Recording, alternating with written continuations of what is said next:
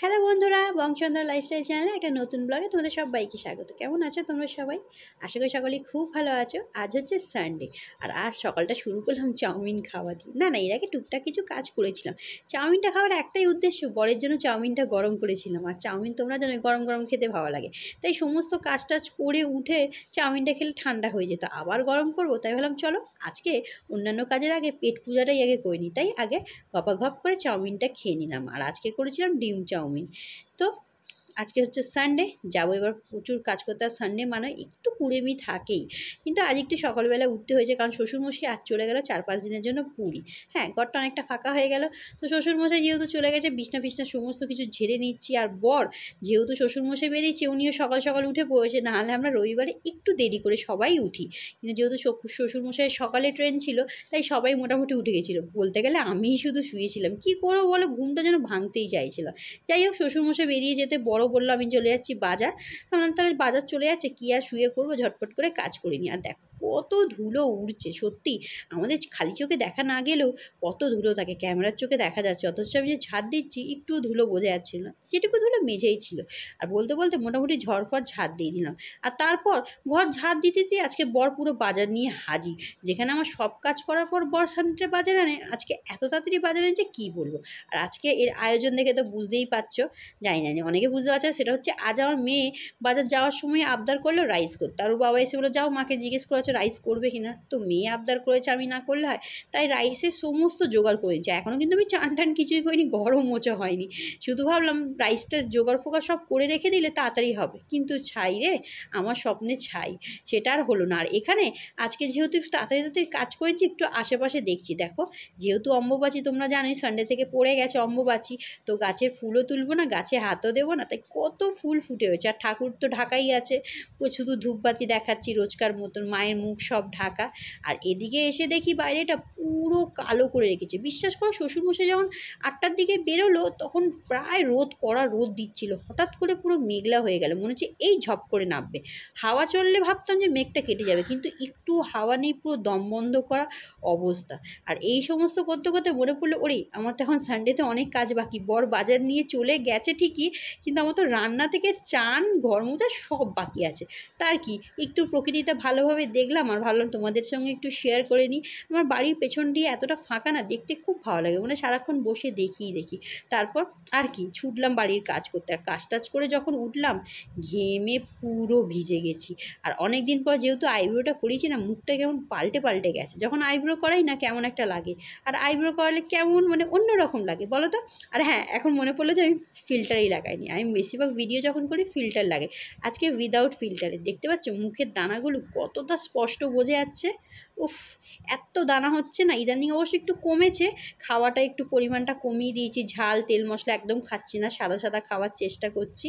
যাই হোক, মুখ চোখের অবস্থা মোটে ভালো নেই, তবে একটাই ভালো লাগে যে আমার বেশি ডার্ক সার্কেলস নেই। আর দেখো বলতে বলতে বৃষ্টিটা নেমে গেছে। ঘরটা মুছে জাস্ট তোমাদের সঙ্গে ভিডিও করছি, ঝপ করে বৃষ্টিটা নামলো। আর বৃষ্টিটা দেখে আমাকে দূরে থাকা যায়, যেহেতু চান করিনি, আমিও ভাবলাম চলো এই চোটে একটু ভেজাই যাক। হ্যাঁ, সেই স্কুল টাইমে বৃষ্টিতে ভিজেছি, কি ভালো লাগে যে আমাকে বৃষ্টিতে ভিজতে, কি বলবো। কিন্তু ওই যে চান করে নিয়েছি, আবার ভিজবো, জামা ভেজাবো, এই চক্করে আর ভেজা হতো না। কিন্তু আজকে চান করার আগেই যেহেতু বৃষ্টিটা নেমেছে, প্রায় আধ ঘন্টা ধরে ভিজেছি। আর এই আধ ঘন্টা ভেজার চোটে বেলা 12টা বেজে গেছে চান করে উঠতে। উফ, কখন যে রাইস আর চিকেন করব কি বলবো, কিছুই জানি না। আর এখানে টিপ নিয়ে ঘাটছি, টিপ করবো, ক্যামেরা রাখার জায়গা পাচ্ছিলাম না বলে নিচের দিকে ক্যামেরা রেখেছি। যাই হোক, চান টান তো করে নিয়েছি। আর যেহেতু অম্বুবাচী পড়েছে, শুধু ঠাকুরকে ধূপ দেখেছি, সেভাবে কিছু পুজো দিতে পারবো না, কারণ আমার বেদিতে বেশিরভাগ মায়েরই ছবি থাকে, তাই পুজো না দিয়ে শুধু ধূপ দেখিয়ে দিচ্ছি। আর আজকে তোমাদের সঙ্গে শেয়ার করলাম, ফলে একটু চিকেনটাই শেয়ার করে নিই। এমনিও মিনি ব্লগে অনেকবার দেখিয়েছি চিকেন আমি কী করে রান্না করি, কিন্তু আজকে করব একদম শুকনো, রীতিমতো দেখে জিভে জল চলে আসার মতন। আর আজকে আমার বর বললো যে মানে দই দিয়ে খেতে নেই, আর আমিও শুনলাম যে অম্বুবাচী থেকে দই খেতে নেই। আমি একদিন বললাম ভালোই হলো তুমি দই আনোনি, কারণ অম্বুবাচী থেকে টক দই খেতে নিই। এখন জানো কী খাওয়া সবচেয়ে ভালো, তুমি যদি নিরামিষ খেতে পারো বা ফলাহার করতে পারো খুব ভালো। আর সেটাও যদি না পারো, আমদই খেয়ে নিলে নাকি পেটের যা রোগ আছে তা সেরে যায়। যাই হোক, আমরা তো নিরামিষ খেতে পারবো না, কি আর বলবো, আমরা তো মানে কি যে মানুষ, কি বলবো। আরে দেখো, বলতে বলতে আমার রাইস রেডি হয়ে গেছে। এই কয়েকটা রান্না করতে প্রায় আমার 1:30 হয়ে গিয়েছিলো। বর চলে এসছে, বরের খিদে পেয়ে গেছে, আমার রাইস আর হয়নি। মাংসটা আগেই করে দিয়েছিলাম, কিন্তু রাইসটা করতে দেরি হয়েছিল। আজ করেছিলাম মিক্সড রাইস। বর যখনই রাইস করতে বলে সবসময় মিক্সড রাইস। আর এইখানে দেখো চিকেনটা দেখতে পাচ্ছ কতটা শুকনো শুকনো হয়েছে, আর খেতেও খুব ভালো হয়েছিল। বর বললো হ্যাঁ, এতদিন পর চিকেনটা খুব ভালো হয়েছিল। তারপর কি রাইস আর চিকেন কষা খেয়ে দিয়েছিলাম টানা ঘুম। আর তারপরে ঘুম থেকে উঠে হঠাৎ করে ইচ্ছে হলো আজকে একটু মুখের যত্ন নিই।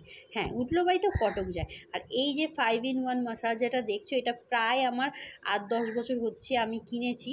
এই মাসাজারটা মোটামুটি ফেসিয়ালে করতে একটু সাহায্য করে, কিন্তু হ্যাঁ, পার্লারে যে ফেসিয়াল হয় সেই তুলনায় ততটা ভালো না হলেও কাজ চলার মতন হয়েই যায়, অনেক মুখটা পরিষ্কার হয়। আর ইদানিং বিয়ে আর বাচ্চা হওয়ার পর না পার্লারে যাওয়ার সময় হয় না, ওই শুধু আইব্রোটুকু করারই যা সময় থাকে নিয়ে যাই, টুক করে আইব্রোটা করে আসি। কিন্তু ফেসিয়াল করলে জানোই 1-1.5 ঘন্টা আরও বসতে হবে, তো সেই জন্য আর ফেসিয়ালটা করাই না। আর নিজেকে নিজে একটু যত্ন নিলেই হয়, এটা সেই জন্যই কিনেছিলাম। কিন্তু এখন অনেক উপকার আছে। তবে এই যে 5টা মাসাজার দেখছো, এর মধ্যে শুধু একটাই কাজ করে, যেটা লাগানো আছে, বাকিগুলো অমনি পড়ে থাকে, কোনো কাজে লাগে না।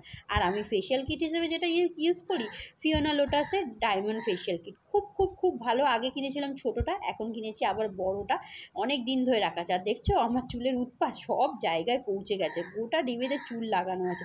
এখনও কিন্তু ফেসিয়াল করিনি, করতে বসবো, তার আগেই চুল হয়ে গেছে, এত চুল উঠছে কি বলবো। কি জানি ওয়েদার জন্য হতে পারে। আর এই যে মহারানী আমি, অনেকটা ইচ্ছে ছিল পার্লারে গিয়ে করবো। আর পার্লারে গেলে জানোই তোমার ফেসিয়ালে কত চেতে ভালো, নিজেই একটু ঘষা মাজা করে নিই। আর সত্যি কথা হলো কোনো অকেশন নেই, কিছুই নেই, জাস্ট নিজেকে নিজে একটু প্যাম্পার করার ইচ্ছে হয়েছে তাই করছি। বেশিরভাগ নিজেই করে থাকি, যদি কোথাও যাওয়ার নিমন্ত্রণ থাকে তাহলে মাঝে মাঝে করি। যাই হোক, এটার পর আবার বেরোনোরও কথা ছিল, তো সেখানে যাবো। চলো চটজলদি ফেসিয়ালটা করে নিই। গুড ইভিনিং, বেজে গেছে বিকেল না, সন্ধ্যে 7:30। বসছিলাম একটু ফেসিয়াল করলাম, নিজেকে একটু অনেক দিন পর যত্ন নিলাম। ঘরের জিনিসপত্র থাকে কিন্তু যত্ন নেওয়া হয় না। তারপর বললাম চলো একটু মেলায় যাই, আমাদের এখানে হাওড়া উৎসব বসেছে, কত দিন হয়ে গেছে, 1 মাস, আজকে লাস্ট ডে। আজকে মনে হলো একটু যাই, বর যাবে না বলে দিল, বলে আমি নিয়ে যেতে পারবো না, তুমি যাও। তো মেয়েকে রেডি করে নিয়েছি, নিজে রেডি হয়ে গেছি, আমরা দুজন মিলে যাবো, আর কাউকে চাই না, বলো বাবা। চলো এবার রেডি হয়ে গেছি, বেরোই। কি বলবো, তো বলার বাবা, বকবো আমি, চুলে নষ্ট হয়ে যাবে না, উদ্ঘট পাজি অনেক করে। যাই হোক, নষ্ট হয়ে গেলে আবার। হ্যাঁ, সবাই ছোটবেলায় ঝুটি বাঁধতো। চলো বেরোই, চলো ব্যাগ নিয়ে চলো। আমাকে একটু জল দাও তো, বোতল আনো তো, জল খেয়ে নিই। বোতল, ও হ্যাঁ তো রে, চোখের সামনেই বোতল দেখা, আমি বোতলই দেখতে পাইনি। জল খাইনি, সে কখন 5:30টায় জল খেয়েছি, তারপর থেকে ওই কুটুং কাটাং করতে করতেই 7টা বেজে গেছে। আবার সন্ধে দিলাম, দিলাম।